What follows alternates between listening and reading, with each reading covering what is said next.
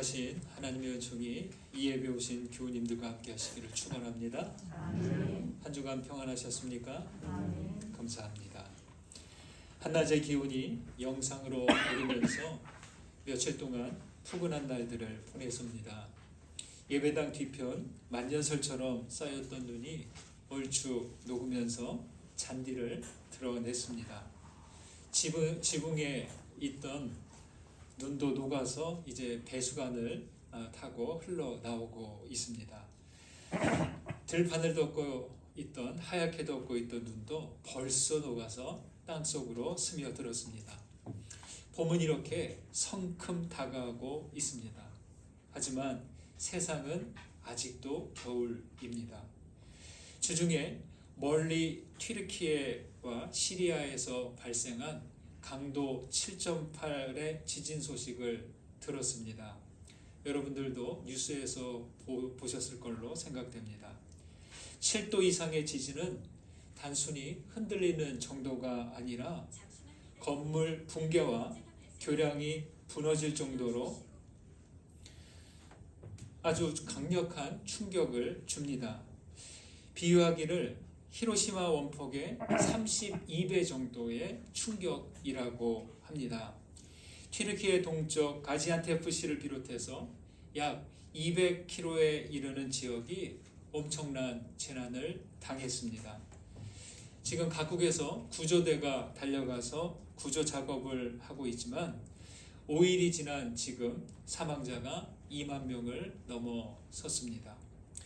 저는 수년 전에 성지 순례 기간에 가본 적이 있어서 그 재난 지역이 그렇게 멀게 느껴지지는 않습니다.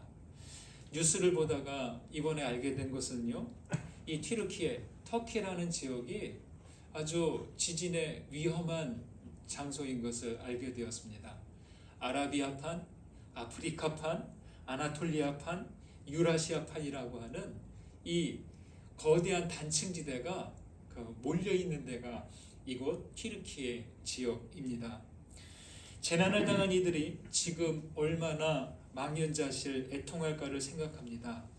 하나님의 위로하심이 또 도우심의 손길이 함께 하시기를 기도할 뿐입니다. 예측할 수도 없고 피할 수도 없고 감당할 수도 없는 엄청난 재난 앞에서 우리는 인생이 얼마나 연약하고 무력한지를 깨닫습니다. 절망과 무력감에 압도당하면서 동시에 알 수 없는 분노가 일어났습니다. 그러다가 재난 뉴스에서 본 두 개의 장면이 오랫동안 제 마음에 자리했습니다. 하나는 참사 직전에 태어난 갓난아기가 그 무너진 잔해 속에서 구조되는 장면입니다. 주민들은 비통함 가운데서 구출되는 그 아기의 모습에 크지 않은 환호를 보냈습니다. 무너진 건물 사이에서 나오는 그 갓난 아이의 모습은 왠지 모르게 살 수 있다, 살아야 한다, 그런 응원 같은 소리를 나오게 했습니다. 또 하나의 장면은 무너진 건물 아래 침대가 이렇게 보이고요. 그 사이로 손이 있는데 그 손을 잡고 있는 한 남자의 사진을 보았습니다. 무너진 잔해 사이로 나온 그 손은 그 남자의 15살 소녀 딸이었고, 안타깝게도 그 소녀는 사망한 상태였죠. 아버지는 딸의 죽음을 알고 있었습니다. 그래도 그 손을 놓지 못하는 것은 왜일까요? 그 이유를 우리는 설명하지 않아도 알 수 있습니다. 그 사진은 이번 재난의 상황을 그대로 보여준다고 할 수 있습니다. 이런 재난 앞에서는 누구도 원망할 수 없을 것입니다. 비난과 원망을 해야만 한다면 신을 탓해야 할지도 모르겠습니다.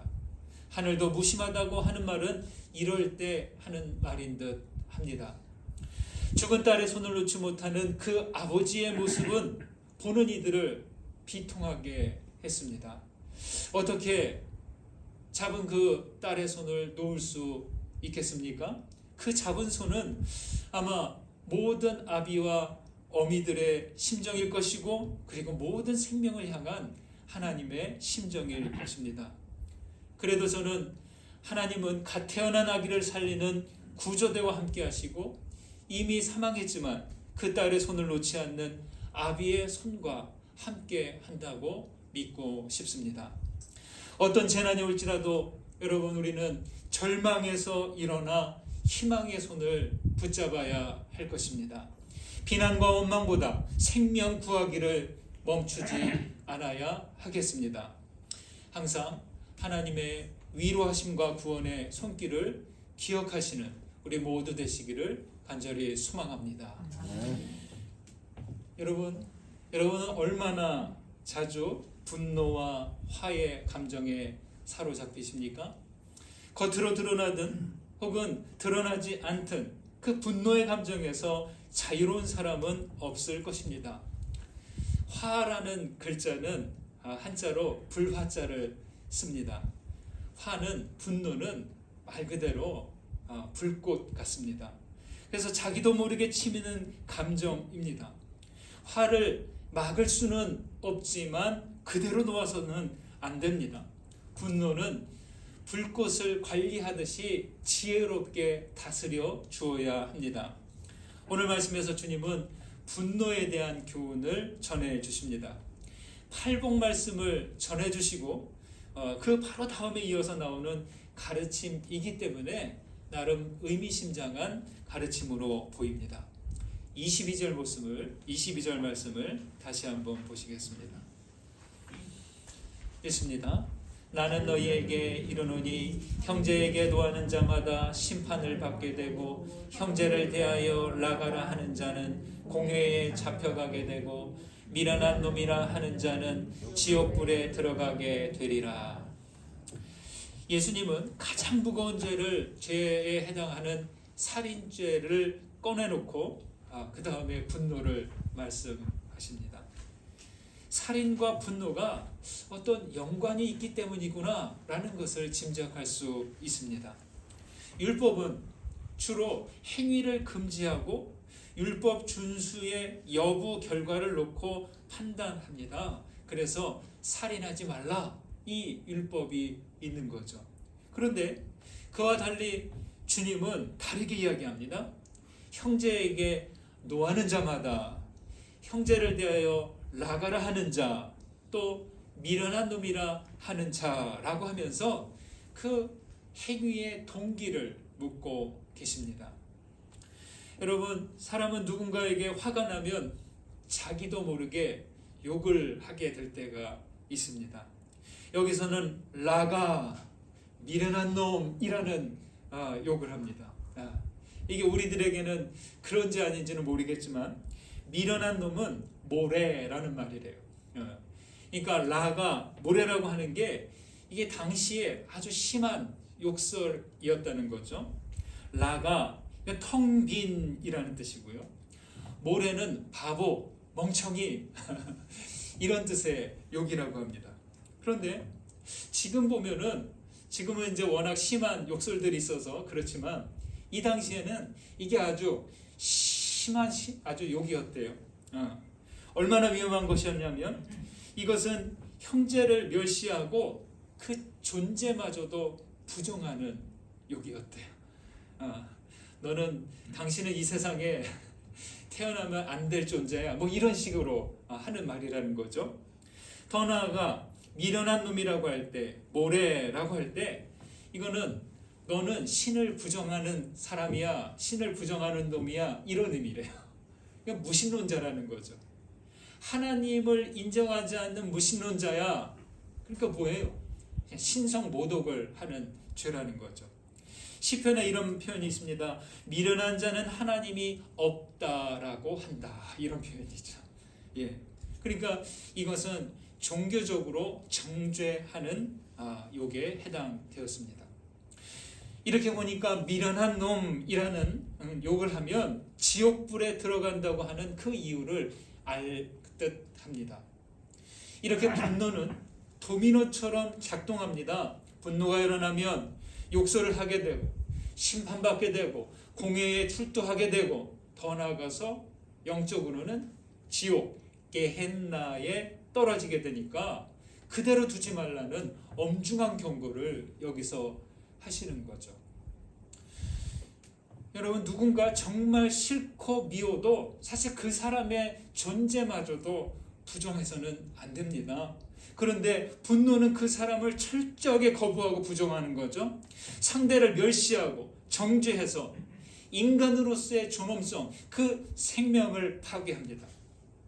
요한일서에서도 이렇게 말하죠. 그 형제를 미워하는 자마다 살인하는 자니 살인하는 자마다 영생이 그 속에 거하지 않는다. 이렇게 말이죠. 야고보서에서도 말합니다. 사람의 성내는 것이 하나님의 의를 이루지 못한다라고 말씀합니다.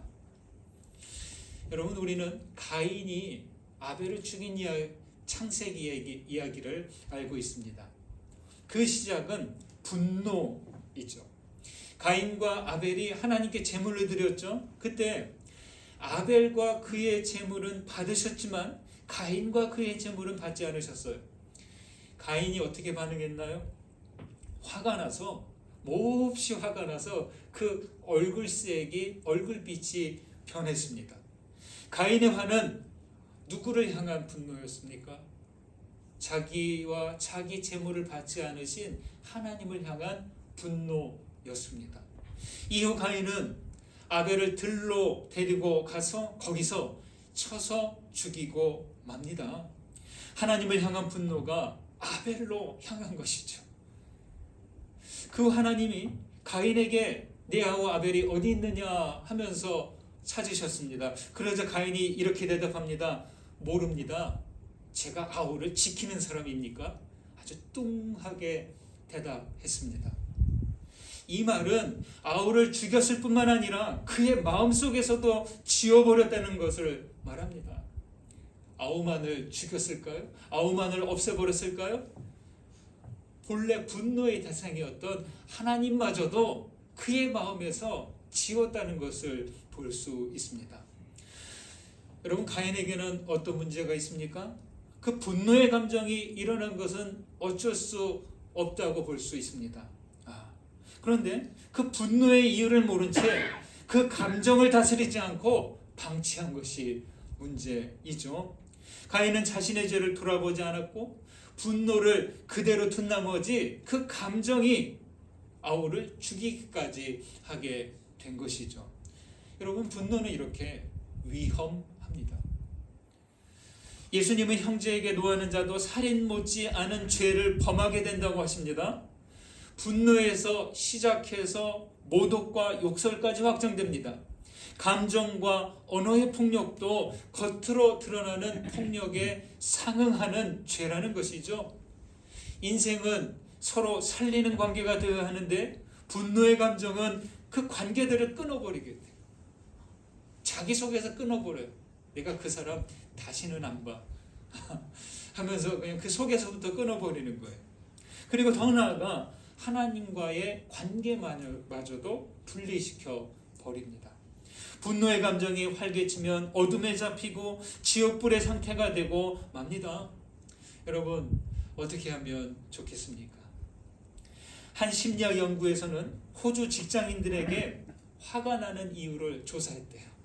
그랬더니 크게 한 5가지 정도의 사유가 나왔습니다. 첫 번째, 부당한 대우를 받았을 때 화가 난대요.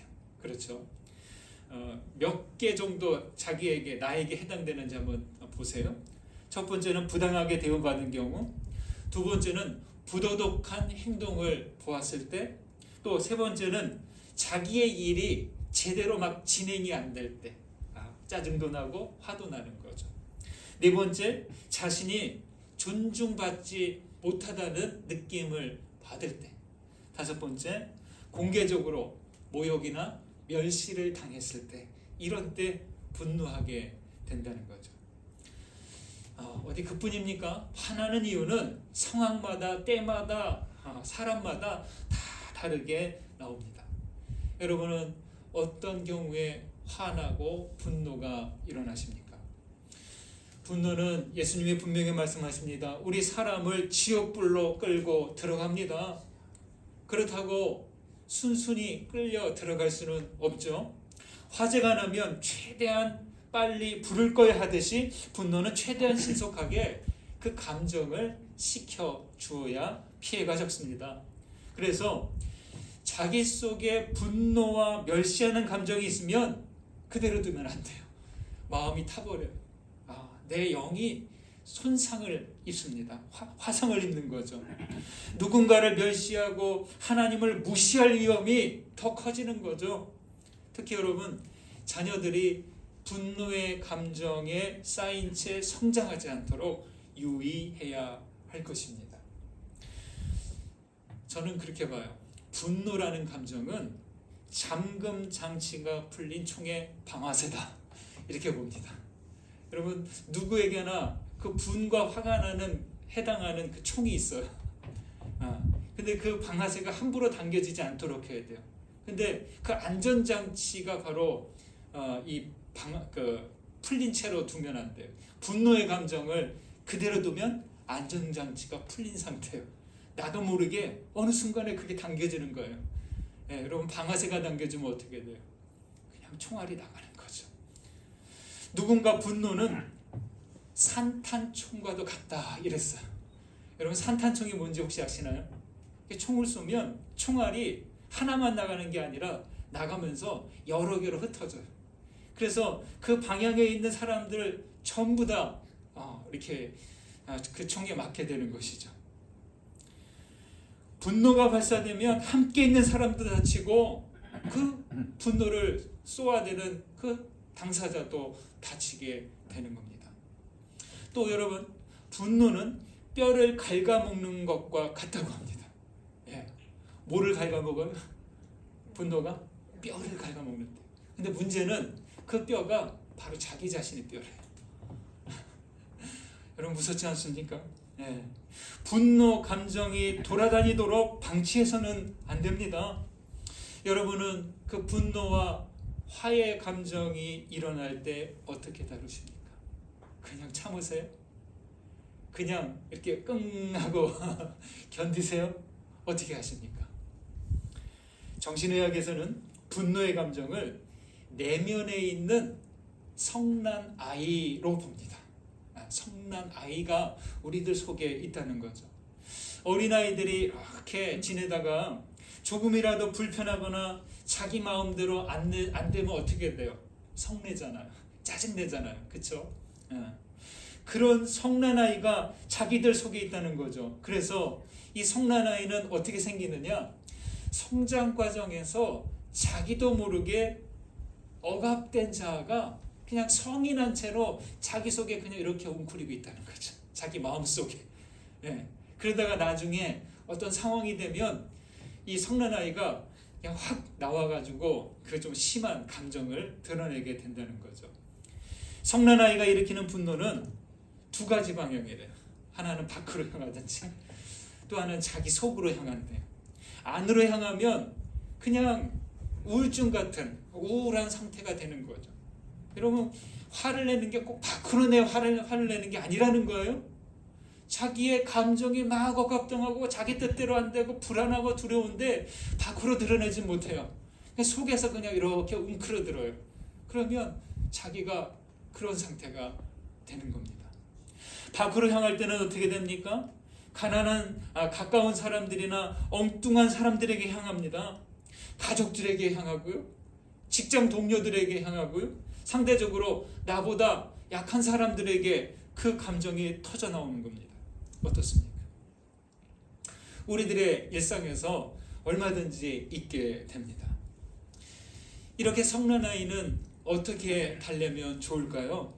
엄하게 꾸짖기보다 다독여주고 또 이해시켜야 됩니다. 그래서 정신의학에서는 이 자기 속에 있는 성난 아이를 찾게 한다고 합니다. 분이 나서 혹은 화병으로 온 사람들에게 그 어렸을 때 어떤 일이 있었는지 쭉 이야기를 해보라고 해요. 그러면서 자기 어린 시절 이야기를 합니다. 상처받은 이야기, 힘들었던 이야기, 고생한 이야기 쭉 하다 보면 그 사람에게서 당신은 그때 이런 일을 크게 마음이 억눌리셨군요. 그것을 이야기해주면 그때 알게 된다는 거죠. 그런 일을 보았습니다. 분노 치료를 받는 사람이 상담하면서 어린 시절을 되돌아보았어요. 그는 어린 시절을 형만을 편애하는 아버지에게 그 분노의 감정이 있었대요. 네. 그 있잖아요. 장남을 좀 먼저 우선하게 해주고 또 이렇게 좀 차남이나 그 동생들은 좀 이렇게 가만히 있게 하는 그런 풍토가 우리나라에는 있습니다. 그래서 그 아버지에 대한 분노의 감정을 가지고 동시에 아버지의 사랑을 이렇게 갈망하고 그리워하는 자기 모습을 보았대요. 그리고 나서 동시에 어떤 일이 생겼을까요? 아버지가 아끼는 형을 질투하는 거예요. 그리고 그와 함께 또 아버지에게 자기가 버림받게 될까 두려움이 생겼대요. 그래서 인정받으려고 하고 버림받지 않으려고 더 열심히 공부하고 쉬지 않고 숨가쁘게 살아온 자기 자신의 모습을 보았다는 거죠. 그렇게 일생을 파노라마처럼 살펴보면서 이 사람은 자신의 분노 감정을 이해하고 그렇구나 하면서 성찰하게 되었다는 거죠. 그래서 그는 그렇게 자신의 성난 아이를 보고 더 이상 분노하는 일에 내어주지 않게 되었습니다. 여러분, 이 화와 분노의 감정을 해결하려면 자기 자신을 더 넓혀야 됩니다. 좀 큰 사람이 되어야 한다는 거죠. 작은 그릇이 큰 그릇을 담을 수 있습니까? 포개할 때, 그릇을 포개놓을 때 어떻게 포개해요? 작은 그릇에 큰 그릇을 포개지 않죠. 더 큰 그릇에 그 다음 작은 그릇, 그 다음 작은 그릇 이렇게 넣어 놓습니다. 자루에다 물건을 넣어야 되는데 큰 것을 거기 어떻게 넣습니까? 큰 자루를 가져와야 담을 수 있습니다. 우리 스스로 큰 사람이 되도록 넓혀야 되는 것이죠. 그래야 화나게 한 일, 나를 화나게 한 사람을 품을 수 있는 거죠. 여러분, 그래서 무엇보다 자신에 대한 자존감을 잃어버려요. 나는 이렇게 부족한 사람이야. 나는 이렇게 좀 쓸모없는 사람이야. 이렇게 보지 마시고 나는 괜찮은 사람이야. 나도 할 수 있는 사람이야. 이렇게 보라는 거죠. 어떤 평가에도 상관없이 자신이 소중한 존재라는 것을 기억해야 합니다. 여러분, 우리는 하나님께서 지으신 귀한 생명들입니다. 하나님의 자녀답게 자신을 소중하게 여기시는 우리 모두 되시기를 간절히 소망합니다. 24절과 25절을 읽겠습니다. 함께 읽습니다. 예물을 제단 앞에 두고 먼저 가서 형제와 화목하고 그 위에 와서 예물을 드리라. 너를 고발하는 자와 함께 길에 있을 때에 급히 사화하라. 그 고발하는 자가 너를 재판관에게 내어주고 재판관이 옥리에게 내어주어 옥에 가둘까 염려하라. 앞에서는 성난 아이를 찾아낼 필요가 있다고 말씀드렸습니다. 성난 아이를 발견하는 일이 분노의 뿌리를 찾는 일이라면 분노의 가지를 쳐내는 작업이 필요합니다. 여러분, 예수님은 원망 들을 만한 일이 있으면 어떻게 하라고 합니까? 먼저 화해하고 난 후에 가서 예물을 드리라고 했습니다. 하나님께 예물 드리는 일보다 더 먼저 되는 일이 누군가를 힘들게 하고 성내게 하고 화내게 했던 자신의 어떤 행동이 생각나면 예물을 내려놓고 빨리 가서 화해하고 오라는 것이죠. 그리고 고발하는 자를 만나면 서둘러 화해하라고 합니다. 여기 화목하라, 사화하라 라고 말씀합니다. 이것은요, 분노의 가지를 쳐내는 작업에 해당하는 것입니다. 네.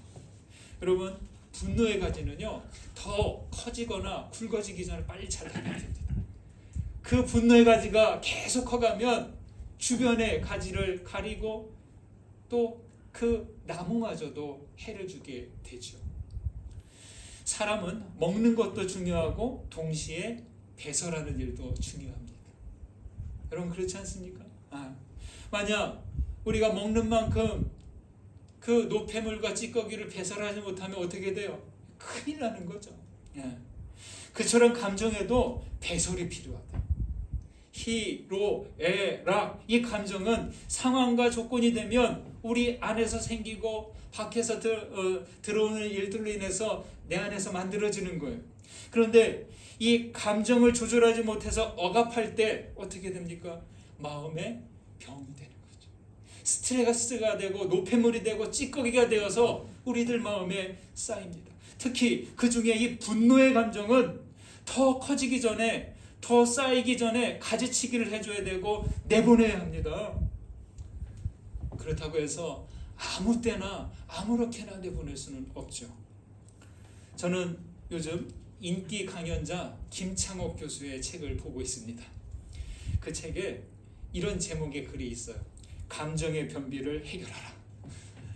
여러분 딱 와닿습니까? 감정의 변비를 해결하래요. 예. 좋은 감정은 먹고 소화시켜서 마음의 양식을 삼고, 나쁜 감정은 빨리 내버려야 되는데 착한 사람들은요, 이 감정을 빨리 내보내지 못한대요. 감정을 억누르고 화를 참습니다. 주로 남성들보다 여성들이 그렇고요. 장남, 장녀들이 그렇습니다. 그리고 우리 신앙인들도 감정을 잘 배출하지 못한대요. 좀 경건해야 되니까. 그렇죠? 더 좀 멋있어 보여야 되니까, 더 도덕적이고 윤리적이어야 되니까 내 안에 쌓이는 감정을 잘 배출하지 못한다는 거죠. 이런 것이 반복될 때 어떻게 될까요? 변비처럼 우리 마음에도 감정의 찌꺼기들이 쌓인다는 거죠. 스트레스가 쌓이고 우리 마음이 병에 걸리는 것이죠. 이렇게 되면 어떻게 될까요? 다른 감정들마저도 경직되어 버립니다. 사는 맛이 없어요. 계절이 변하는 것도 몰라요. 별 재미가 없다고 합니다. 특히 한국인들은 체면이 있어요. 슬픔이나 분노의 감정을 잘 드러내지 못합니다. 이런 생각 들지 않습니까? 감정을 좀 표현하고 싶은데 내가 누군데, 내가 목사인데, 내가 장로인데, 내가 그래도 엄마인데, 내가 어떤 사람인데 하면서 자기의 인간으로서 쌓이는 그런 감정을 솔직하게 드러내지 못한다는 거죠. 그래서 김창옥 교수는 이 감정의 변비 상태를 방치하지 말고 좀 일부러라도 배출하는 것이죠. 가장 좋은 것은요, 일상을 벗어난 여행이래요. 멀리 가지 않아도 좋으니까 1박 2일, 그도 아니면 하루 한나절이라도 허젓한 곳에 가셔서 조용하게 혼자만의 시간을 가져보라는 거죠. 산이든 바닷가든 자연을 찾아가도 좋고 대도시를 다녀도 좋습니다. 연주회나 전시회나 공연 등 무엇이든 좋습니다. 그냥 짧은 수록길을 산책해도 좋고 공원을 산책해도 좋습니다. 한 달에 한 번이라도 충분하다는 거죠.